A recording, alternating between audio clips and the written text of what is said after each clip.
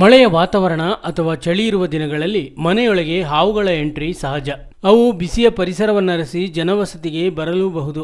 ಸಂದುಗೊಂದಿನಲ್ಲೋ ಗುಜರಿ ಸಾಮಗ್ರಿಗಳ ಮಧ್ಯೆಯೋ ಇವು ಕಾಣಿಸಿಕೊಳ್ಳಬಹುದು. ಆದರೆ ಇಲ್ಲೊಂದು ಹಾವು ಟೇಬಲ್ ಮೇಲಿಟ್ಟ ಫ್ಲವರ್ ವಾಸ್ನಲ್ಲಿ ಸುಖ ನಿದ್ರಾಸೀನವಾಗಿತ್ತು. ಮಡಿಕೇರಿ ಸಂಪಿಗೆಕಟ್ಟೆಯ ಕೊಡಂದೇರ ಚಿಣ್ಣಪ್ಪ ಎಂಬುವರು ಗುರುವಾರ ರಾತ್ರಿ 8:30 ಸುಮಾರಿಗೆ ಮನೆಯ ವೆರಾಂಡದಲ್ಲಿ ಕುಳಿತಿದ್ದಾಗ ಮಾಯಾ ಹೆಸರಿನ ಮನೆಯ ಬೆಕ್ಕು ಅಪಾಯದ ಸುಳಿವು ನೀಡಿತ್ತು.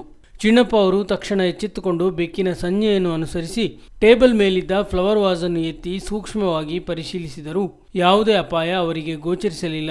ಆದರೆ ಕೆಳಗಿದ್ದ ಮಾಯಾ ಮತ್ತೊಮ್ಮೆ ಸೋಫಾ ಮೇಲೇರಿ ವಾಸ್ನತ್ತ ನೋಡುತ್ತಾ ವಿಚಿತ್ರ ಸಂಜ್ಞೆ ಮಾಡಿತ್ತು. ಚಿಣ್ಣಪ್ಪ ಮತ್ತೊಮ್ಮೆ ವಾಸನ್ನು ಸೂಕ್ಷ್ಮವಾಗಿ ಗಮನಿಸಿದಾಗ ಅದರೊಳಗೆ ಹಾವೊಂದು ಮುದುಡಿ ಮಲಗಿತ್ತು.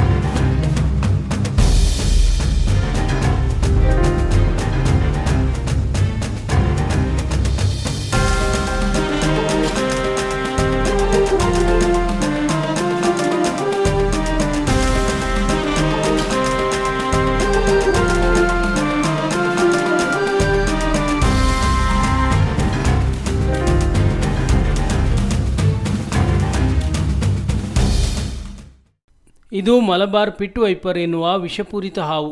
ಸ್ಥಳೀಯವಾಗಿ ಹಾರುವ ಹಾವು ಎನ್ನಲಾಗುತ್ತದೆ. ಪಶ್ಚಿಮ ಘಟ್ಟಗಳ ಬೆಟ್ಟ, ತೊರೆಗಳು ಮತ್ತು ಮಳೆ ಕಾಡುಗಳಲ್ಲಿ ಕಂಡುಬರುತ್ತವೆ. ಸುಮಾರು 150 ಸೆಂಟಿಮೀಟರ್ ಉದ್ದದ ಈ ಹಾವು ಹಗಲಿನ ವೇಳೆ ಸಕ್ರಿಯವಾಗಿರುವುದಿಲ್ಲ. ಆದರೆ ಅಪಾಯ ಕಂಡಾಕ್ಷಣ ಅತಿ ವೇಗದಲ್ಲಿ ಕಚ್ಚುತ್ತದೆ. ಮಳೆಗಾಲದಲ್ಲಿ ಸಾಮಾನ್ಯವಾಗಿ ಕಂಡುಬರುತ್ತದೆ. ಕಪ್ಪೆ, ಹಲ್ಲಿ, ಪಕ್ಷಿಗಳು, ಇಲಿಗಳು ಇದರ ಪ್ರಮುಖ ಆಹಾರ. ಮಲಬಾರ್ ಪಿಟ್ ವೈಪರ್ ಕಚ್ಚಿದರೆ ಅಂಗಾಂಗದ ಊತ ಮತ್ತು ವಿಪರೀತ ನೋವು ಕಾಣಿಸಿಕೊಳ್ಳಬಹುದು. ಅಪರೂಪದ ಪ್ರಕರಣಗಳಲ್ಲಿ ಮಾತ್ರ ಸಾವು ಸಂಭವಿಸಿದ ಉದಾಹರಣೆಗಳಿವೆ. ಅಂದಹಾಗೆ ಸಂಪಿಗೆಕಟ್ಟೆಯಲ್ಲಿ ಸಿಕ್ಕ ಈ ಹಾವು ಸ್ನೇಕ್ ಯದುಕುಮಾರ್ ಅವರ ಪ್ರಯತ್ನದಿಂದ ಇದೀಗ ಕಾಡು ಸೇರಿದೆ.